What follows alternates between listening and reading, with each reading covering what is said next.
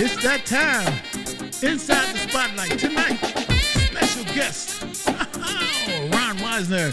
Guest host, Steve Jones. What's up, everybody? It's your boy Joe Gray, and we are Inside the Spotlight. Kicking it. So you say you didn't get a chance to see it? Well, I'm including a special clip right now to show you what you missed. Ron Weisner, special guest on Inside the Spotlight with my special guest host, Steve Jones. So what was the first record that Bill Withers did with you guys that made money for you?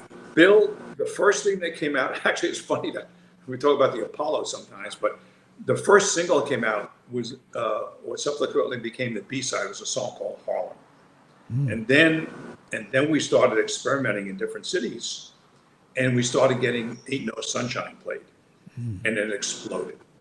Okay. And everybody was into Bill, and right. Bill was a very private guy. He didn't like interacting with the public. He didn't like dealing with the press.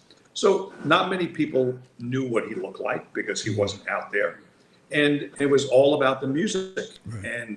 And he wrote all the music, and he was passionate about it. You know, all those acts were passionate about what they had done. Right. And you can't orchestrate that. You either have that in you, or you don't.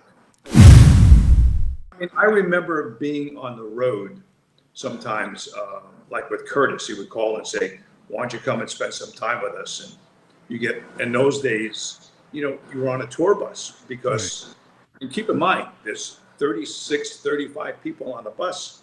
I'm the only white person on the bus. And we're on the bus because they couldn't stay in hotels. Wow.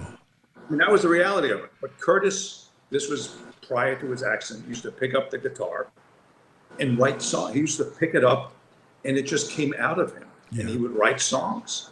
And he would say, Ron, come for a couple of days on the road and tell me what you think of this and that. And you basically, and you see how these miracles would happen.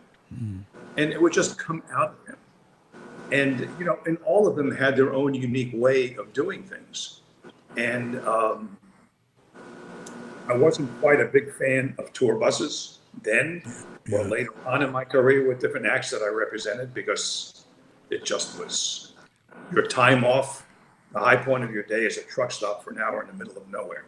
Wow. But that's what it was, and that's what all these artists at that time sacrificed. They didn't have a choice. This was the way the country was at the time, and it was very ugly. And when you saw it firsthand, you know, you understood more about what you would read about or what you hear about. But when you're in the middle of this storm and you're experiencing all of it, you say, "Whoa, what is this? I mean, why is this happening?" Steve, did you remember Mr. Belafonte talking about any of those experiences like that on a tour bus or touring in those times? Well, it's two different times. I mean, Ron was in the early days of tour buses. They were funky. I mean, they were tour buses, but they wasn't built for touring. It was just really buses. straight up buses. They were nasty. The toilets used to back up, and those things were nasty buses, man.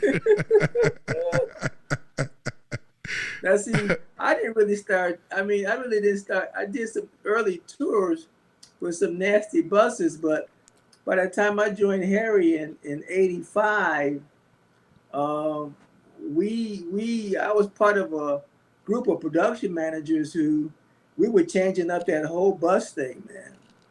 And I spent a lot of time out in California and down in Texas redoing these buses, man. Because I mean, that's the only way for you to live and get around.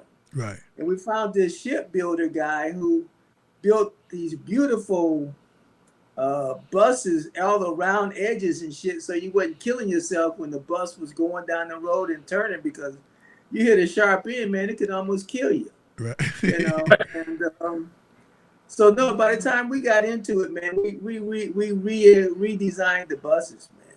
Oh, that's great. You were spoiled by that. I mean, had to, man, because it was killer on the road, man. And those buses Ron was in, that was hell. Hey. Inside the Spotlight, me and Joe Gray gonna take it all the way back 16 years of great backstage excellence. Hi, it's Ron Weisner. Join me with the infamous Joe Gray on Inside the Spotlight M, and we just talk about some music history.